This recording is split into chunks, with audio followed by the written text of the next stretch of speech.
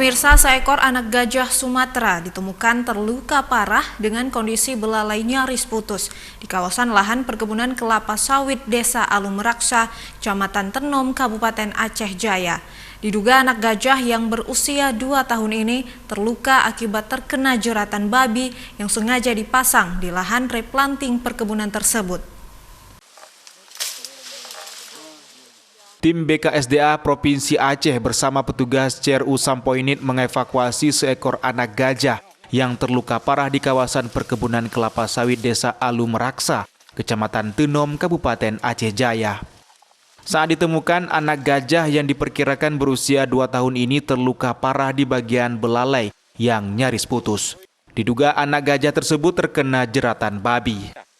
Petugas menemukan tali atau kabel jeratan yang masih menempel di tubuh anak gajah tersebut, terutama pada bagian belalainya.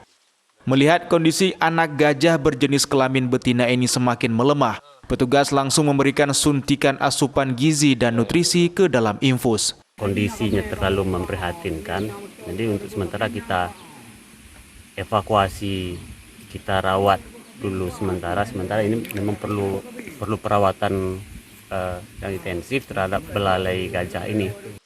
Kepala Balai Konservasi Sumber Daya Alam Resort Aceh Jaya, Supriyadi, mengatakan kondisi gajah saat ditemukan dalam kondisi yang memprihatinkan, di mana belalai gajah mengalami luka parah akibat terkena jeratan babi. Sebelumnya, warga pernah melihat kawanan gajah daerah tersebut, namun tiba-tiba anak gajah tersebut sudah berpisah dari kawanannya dengan kondisi sangat memprihatinkan.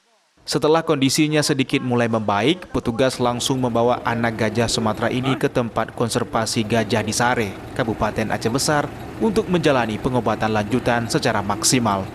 Dari Kabupaten Aceh Jaya, Absah Aims melaporkan.